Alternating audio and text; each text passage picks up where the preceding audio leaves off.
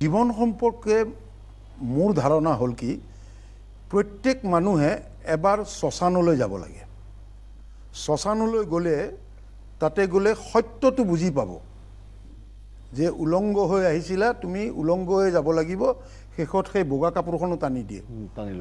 গতিকে এয়াই যদি মানুহৰ পৰিণতি, তে ইমান লাগে লাগে লাগে লাগে কিয়?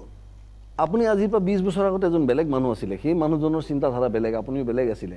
এতিয়া মই আজি ব্যক্তিগতভাৱে দুইজনকে বেলেগ বেলেগকৈ সুধিছোঁ যে জীৱন সম্পৰ্কীয় ধাৰণা কি আপোনাৰ আজিৰ তাৰিখত? জীৱন সম্পৰ্কে মোৰ ধাৰণা হ'ল কি প্ৰত্যেক মানুহে এবাৰ শ্মশানলৈ যাব লাগে।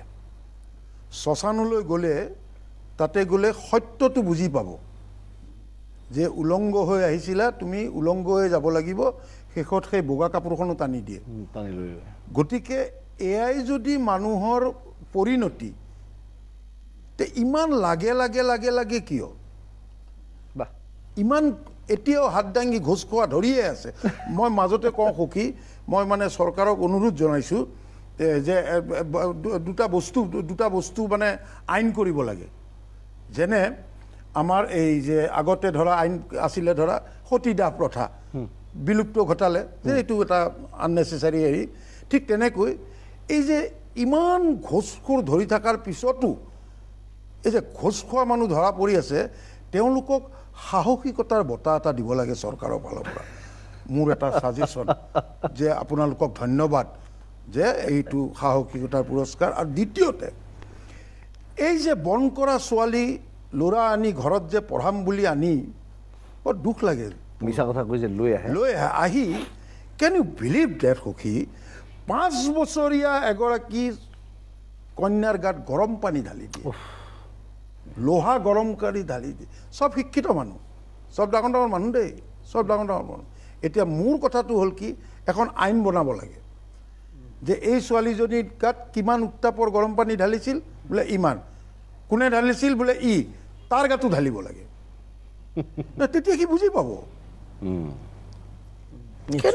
5 বছৰীয়া মোৰ ছোৱালীজনী 5 বছৰ, চাচোন তই, হে আমি এয়া হ'ল মানুহ। ভাবিবই নোৱাৰো কল্পনা মানে কলৈ গৈছে মানুহ, হে কলৈ গৈছে? আপুনি এদিন এটা মোক কনচেপ্ট কৈছিলে দাদা, যে পলিটিক্স কৰিবলৈ অহা প্ৰত্যেকজন মানুহক শ্মশানত চাকৰি কৰিব লাগিব, মানুহ জ্বলোৱা কাম, এক বছৰ আপুনি কৈছে, 1 বছৰ কাম কৰিব লাগিব। সেইটো কনচেপ্টটো কওকচোন। সেই মোৰ কনচেপ্টটো হৈছে কি, যে এই যে যিখিনি মানুহ হয় ঘোষ চোচ খোৱাৰ যিখিনি যি বিভিন্ন ক্ষেত্ৰত, সেই মানুহখিনিক চৰকাৰে এবছৰ শ্মশানত মৃতদেহ জ্বলোৱাকৈ ৰাখিব লাগে। তেতিয়া সি বুজি পাব যে এই যে মই ঘোষ খাইছোঁ, অমুক কৰিছোঁ, তমুক, এইবিলাক কোনো মূল্য মানে নাই, কোনো মানে নাই। গোটেই জীৱনটো তুমি ঘোষ খালা, গৈ 63 বছৰ বয়সত জেলৰ ভিতৰত চোৰ ডকাইতৰ লগত এনেকৈ ভাত লৈ খাই আছা। ওলাই যেতিয়া আহিলা, তুমি আঁঠুৰ ঘিলাৰ বিষ, ডায়েবেটিছ এইবিলাক লৈ আহিলা। এই যে তুমি 10 কোটি টকা গোটেই জীৱনটোত ঘোষ খালা, তুমি লাভটো তোমাৰ ক'ত হ'ল? তুমি যদি পাঠাৰ মাংসই খাব নোৱাৰিলা আধা কেজি, কিহৰ 10 কোটি টকা লাগে?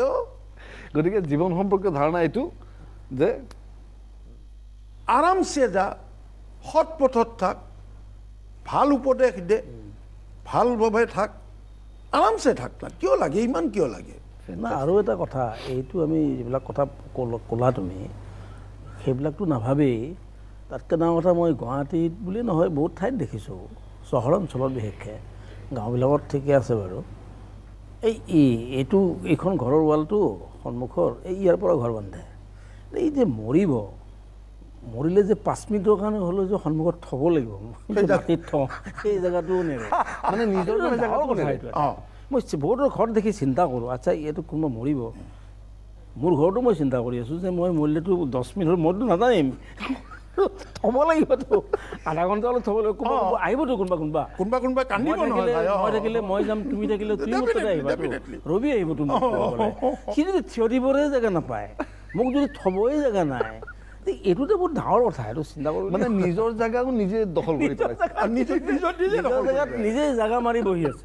এই গলিবিলাকত গৈছোঁ, গলি বিল্ডিং নলা ইমান কণ, তাকো আকৌ আগলৈ গৈ সি বন্ধ হৈছে, বন্ধ হৈ গ'লি কি পানী গোটেই পানী। আচ্ছা তাত জুই লাগিলে তোমাৰ ফায়াৰ ব্ৰিগেড সোমোৱা জেগা নাই। এয়া হৈছে মানুহ মানে নিজলে পুৰা ৰেডি কৰি থৈছে আৰু চব, যে মই এনেকেই যাম আৰামছে থাক, ধুনীয়াকৈ থাক, আৰামছে জানা ফূৰ্তি ফাৰ্তা কৰি। তই যদি জীৱনটোৰ আমি যদি 70 বছৰ ধৰোঁ, খোৱা সময়খিনি বাদ দেচোন, বাদ দিলে থাকিল কেইটা বছৰ? এইকেইটা বছৰতে লাগে আক মাৰি লাগে তাক মাৰি লাগে, কিয় লাগে?